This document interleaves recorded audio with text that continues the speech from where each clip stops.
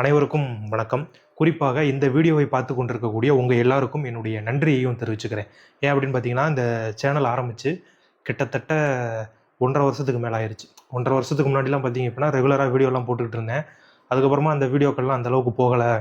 எனக்குமே அந்த வீடியோக்கள்லாம் பிடிக்கல. அந்தளவுக்கு குவாலிட்டி இல்லையோ அப்படிங்கிற மாதிரி இருந்ததுனால இந்த வீடியோக்கள்லாம் ப்ரைவேட் பண்ணிட்டேன்.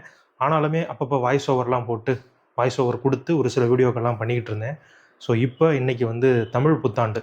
அதாவது இதுக்கு முன்னாடி நான் இந்த சேனல் ஆரம்பித்தது 2024 தைப்பொங்கல் அன்னைக்கு ஆரம்பித்தேன். இன்றைக்கி 2025 தமிழ் புத்தாண்டு ஏப்ரல் 14ஆம் தேதி இந்த வீடியோவை நம்ம வந்து இப்போ ஆரம்பிச்சிருக்கோம். இது முடியுதா, இந்த வீடியோ எடிட் பண்ணி நான் போடுறேன்னா அப்படிங்கிறதுலாம் இன்னொரு பக்கம். நான் இப்போ ஆரம்பிச்சிருக்கோம். ஸோ என்ன சொல்ல வர்றேன்னா, 1.5 வருஷம் கழித்து திரும்ப இந்த இதில் வீடியோ போட போகிறேன். உங்களுடைய ஆதரவை தொடர்ந்து கொடுக்கணும் அப்படிங்கிறத கைக்கூப்பி கேட்டுக்கொள்கிறேன். ஸோ இந்த வீடியோவில் நம்ம என்ன பார்க்க போகிறோம் அப்படின்னு பார்த்தீங்கன்னா, இந்த புத்தகத்தை பற்றி தான். 3ஆம் பிறை வாழ்வனுபவங்கள் 3ஆம் பிறை வாழ்வனுபவங்கள் அப்படிங்கிற ஒரு புத்தகம். ஸோ இந்த புத்தகம் வந்து ஒரிஜினலாக பார்த்தீங்கன்னா மலையாளத்தில் எழுதப்பட்ட ஒரு புத்தகம். காழ்ச்சப்பாடு அப்படிங்கிற பெயரில் நடிகர் மம்முட்டி அவர்கள் இந்த புத்தகத்தை எழுதியிருக்காரு. மம்முட்டி அவர்களை வந்து ஒரு நடிகராக நம்ம எல்லாருக்குமே தெரியும். ஒரு சிலருக்கு அவர் வந்து ஒரு வழக்கறிஞர் அப்படிங்கிறதும் தெரியும். ஆனால் அவருக்கு இன்னொரு முகம் இருக்குது. அவர் வந்து தொடர்ந்து புத்தகத்தை வாசிக்கக்கூடிய ஒரு நபர், புத்தக பிரியர், இலக்கிய பிரியர் அப்படின்னு சொல்லலாம். அது மட்டும் இல்லாமல் அவருமே ஒரு சில புத்தகங்கள் எழுதியிருக்காரு. அதில் ஒரு புத்தகம் தான் இந்த காழ்ச்சப்பாடு. இந்த புத்தகத்தை தமிழில் வந்து சைலஜா அவர்கள் மொழிபெயர்த்திருக்காங்க. சைலஜா அப்படிங்கிற வந்து பவா செல்லத்துறை இருக்கார்ல, கதை சொல்லி, அவர்களுடைய மனைவி தான். அவங்க இந்த புத்தகத்தை மொழிபெயர்த்திருக்காங்க. இந்த புத்தகத்தில் மம்முட்டி அவர்கள் அவருடைய வாழ்க்கையில் நடந்த நிறைய விஷயங்களை நம்ம கூட ஷேர் பண்ணியிருக்காரு ஒரு புத்தகத்தின் மூலமாக. ஸோ பொதுவாகவே பார்த்தீங்க அப்படின்னா, ஒரு நடிகர் புத்தகம் எழுதுறாரு அப்படின்னா சில ஒளிவு மறைவுகள் இருக்கும் அப்படிங்கிறது நம்ம எல்லாருக்குமே தெரிஞ்ச விஷயம்தான். ஆனால் என்னை பொறுத்த வரைக்கும் இந்த புத்தகத்தை நான் முழுசாக படித்ததுனால சொல்கிறேன். அந்த மாதிரி ஒளிவு மறைவுகள் எதுவுமே இல்லாமல் அது எப்படி நடந்ததோ அதை அப்படியே எழுதியிருக்காரு அப்படின்னு தான் நான் நினைக்கிறேன். நான் அப்படி தான் ஃபீல் பண்ணுறேன். ஸோ மொத்தமாக 23 தலைப்புகளில் நிறைய விஷயங்கள் இந்த புத்தகத்தில் எழுதப்பட்டிருக்கு. அதில் எனக்கு பிடித்த ஒரு தலைப்பை பற்றி தான் இந்த வீடியோவில் நம்ம பார்க்க போகிறோம். அது என்ன அப்படின்னு பார்த்தீங்கன்னா, பிடிக்காமல் இருந்த என் பெயர். நிறைய பேருக்கு நம்மளுடைய பெயர் பிடிக்காதுல்ல. இப்போ எனக்குமே பார்த்தீங்க அப்படின்னா, என்னுடைய பெயர் வந்து அந்தளவுக்கு பிடிக்குமான்னு கேட்டிங்கன்னா, ரொம்ப பழசான பெயராக இருக்கோ அப்படிங்கிற மாதிரி எனக்கும் தோணும். இதே மாதிரி உங்களுக்கும் நிறைய பேருக்கு தோணியிருக்கலாம். ஸோ அதே மாதிரி தான் மம்முட்டி அவர்களுக்கும் தோணியிருக்கு. இன்றைக்கி மம்முட்டி அப்படின்னோன்னா நம்ம எல்லாருக்குமே ஞாபகத்துக்கு வர்றது யார்? நடிகர் மம்முட்டி அவர்கள். அதாவது உலகம் முழுக்க பரிட்சயமான ஒரு பெயராக மம்முட்டி அப்படிங்கிறது இருக்குது. மலையாளிகள், கல்ஃப் உள்ளிட்ட பல நாடுகளில் வாழ்கிறாங்க.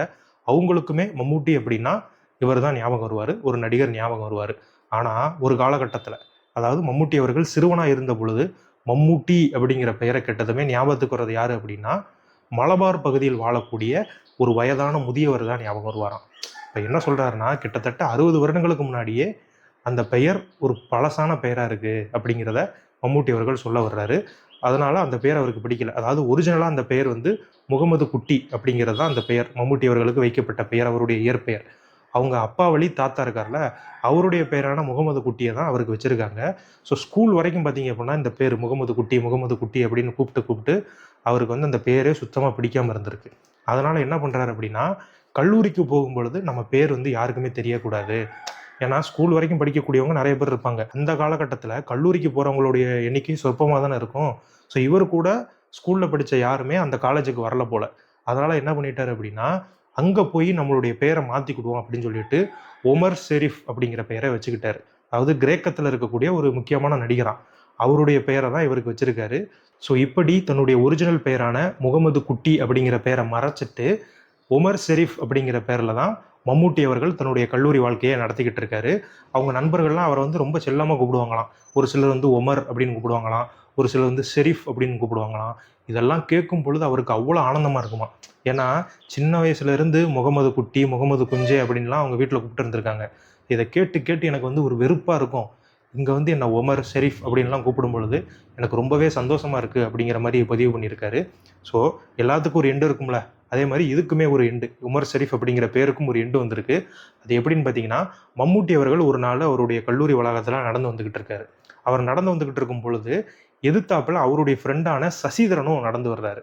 ஸோ அப்போ மம்முட்டி அவர்கள் கையில் வச்சுருந்த அவருடைய நோட்டு தவறி கீழே விழுந்துருது. இதை சசிதரன் எடுத்து கொடுக்க போகிறாரு.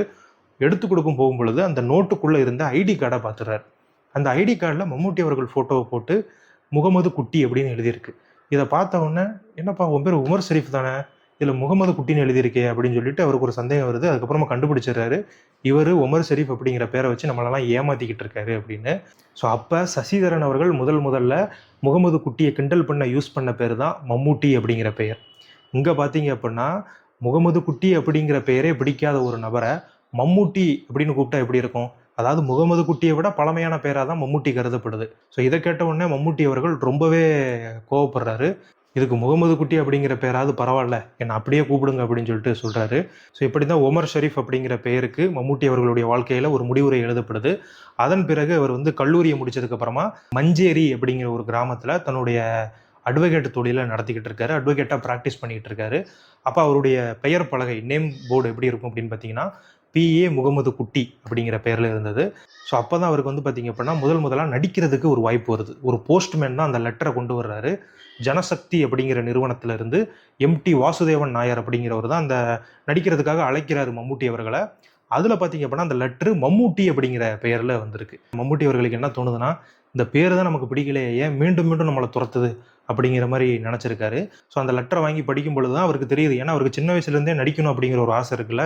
ஸோ பேர் எப்படி வந்தால் என்ன, நம்மளை நடிக்க கூப்பிட்டுருக்காங்க, அதுவே போதும் அப்படின்னு சொல்லிட்டு ஸோ அதன் பிறகு அவர் சினிமாக்குள்ளேயும் போயிடுறாரு. ஒரு சில படங்கள் நடிச்சிடுறாரு. ஒரு 2 படம் நடிச்சிடுறாரு மம்மூட்டி அப்படிங்கிற பேர்லேயே. ஸோ அதுக்கப்புறம் அவர் என்ன நடிக்கிறாருன்னு பார்த்தீங்க அப்படின்னா, அந்த முகமது குட்டியும் வேண்டாம், மம்மூட்டியும் வேண்டாம், நம்ம பேரை வந்து எல்லாருக்குமே பொதுவான ஒரு பேராக வச்சுக்கலாம். இப்போ முகமது குட்டி அப்படின்னு பார்த்தோன்னே நம்ம எல்லாருக்குமே என்ன தெரியுது, இது வந்து ஒரு முஸ்லீம் பேர் அப்படிங்கிற மாதிரி தெரியுதுல்ல. அப்படி தெரியக்கூடாது, எல்லாருக்கும் பொதுவான ஒரு பேராக இருக்கணும் அப்படிங்கிற மாதிரி அவர் நினைக்கிறாரு. குறிப்பாக மம்மூட்டி அவருக்கு பிடிக்கல. ஸோ அதை மாற்றணும் அப்படிங்கிற பெயரில் தன்னுடைய 3வது படத்துக்கு இவரோட பேர் போடுவாங்கல்ல நேம் கார்டில், அப்படி போடும் பொழுது சஜில் அப்படிங்கிற பேரை கொடுக்குறாரு. எனக்கு சஜில்னு பேர் வச்சுக்கோங்க, வேணா ப்ராக்கெட்டில் வேணா மம்மூட்டி அப்படின்னு சொல்லிட்டு போட்டுக்கோங்க அப்படின்னு சொல்லிட்டு சொல்கிறாரு. ஸோ அந்த படம் ரிலீஸ் ஆகும் பொழுது மம்மூட்டி அவர்கள் படத்தை போய் பார்க்க போகிறாரு. அப்போ அவர் சொன்னது அதில் இல்லவே இல்லை. சஜில் அப்படிங்கிற பெயரை தூக்கிட்டு மம்மூட்டியை தூக்கி நேம் கார்டில் போட்டு வச்சுட்டாங்க. ஸோ அந்த 3வது படம் ரிலீஸ் ஆகிறது மிகப்பெரிய வெற்றி. இதன் பிறகு அவரோட பேரை மாற்றினா நல்லா இருக்காதுல்ல. மம்மூட்டி அப்படிங்கிற பெயரில் இவர் வந்து அடையாளம் காட்டப்பட்டார். எல்லாருமே அட்வைஸ் பண்ணுறாங்க, இனிமேல் உன் பேரை மாற்ற வேண்டாம்ப்பா அப்படிங்கிற மாதிரி சொன்னதுக்கப்புறமா மம்மூட்டி அப்படிங்கிற பெயர்லேயே இன்னைக்கு வரைக்கும் தொடர்றாரு. ஸோ கடைசியாக மம்மூட்டி அவர்கள் என்ன சொல்கிறார் அப்படின்னு பார்த்தீங்கன்னா, குழந்தை பிறந்தவுடன் மனித உன்னதம், அடையாளம், கௌரவம், ஆதர்சம் என்பதெல்லாம் இல்லாமல் பெற்றோரும் நமக்கு வேண்டியவர்களும் வைப்பது தானே பெயர். என் வாழ்வில் மம்மூட்டியை என்னால் யோசிக்க முடியவில்லை. உதறி எரிய பார்த்தும் மம்மூட்டி என்னை பின்தொடர்ந்து கொண்டே இருந்தார். அப்பாவும் அம்மாவும் மம்மது குஞ்சே என்று கூப்பிடும்போது அவ்வார்த்தையில் அதிக வாஞ்சை இருப்பதாய் தோன்றும். பெயர்களை நாம் தான் பிரியமானதாய் மாற்றிக்கொள்கிறோம். ஆனால் என் பெயர் எல்லோராலும் உச்சரிக்கப்பட்டு எல்லோருக்கும் பிடித்தமானதாய் மாறியிருக்கிறது. அழைத்தலின் பின்னுள்ள அன்பும் வாத்சல்யமும் தான் பெயரை சந்தோஷமாக்கியிருக்கிறது. என் பெயருக்கு இத்தனை பாசத்தை கொடுத்த எல்லோரின் அன்பை பொத்தி பாதுகாக்கவும் மேலும் அவர்களை ஆத்மார்த்தமாக நேசிக்கவும் தான் நான் சிரமப்பட வேண்டியிருக்கிறது. நடிப்பிலும் அரிதாரத்திலும் அதன் பின்னாலும் அந்த சிரமத்தை நான் புன்னகையோடு ஏற்றுக்கொள்கிறேன் அப்படின்னு சொல்லியிருக்காரு. ஸோ இதன் மூலமாக எனக்கு என்ன புரிதல் ஏற்படுது அப்படின்னு பார்த்தீங்க அப்படின்னா, எனக்கு இந்த பேர் பிடிக்கல, மம்மூட்டி அப்படிங்கிற பேர் எனக்கு பிடிக்கல. ஆனால் மக்கள் எல்லாருமே பார்த்தீங்க அப்படின்னா தொடர்ந்து அந்த பேரை அன்போடு உச்சரிக்கிறாங்க. மம்மூட்டி அப்படிங்கிற நடிகர் மேலே அவங்க செலுத்தும் அன்பு என்னை வந்து ரொம்பவே பிரமிக்க வைக்குது. அதற்கு காரணமாக என்னுடைய திறமையை தான் நான் பார்க்குறேன். என்னோட திறமையால் தான் இந்த மம்மூட்டி அப்படிங்கிற பேர் மீது மக்கள் அன்பு செலுத்துகிறாங்க. மக்கள் இந்த பேரை இவ்வளவு கொண்டாடும் பொழுது நான் ஏன் என் பேரை கொண்டாடக்கூடாது அப்படிங்கிறத தான் கடைசியாக அவர் சொல்ல வர்றாருன்னு நான் நினைக்கிறேன். நீங்கள் இந்த சம்பவத்தை எப்படி புரிஞ்சுக்கிறீங்க? உங்களுக்கு இதை பற்றி ஏதாவது ஐடியா இருக்கா அப்படிங்கிறத கமெண்ட்டில் சொல்லுங்கள். நன்றி.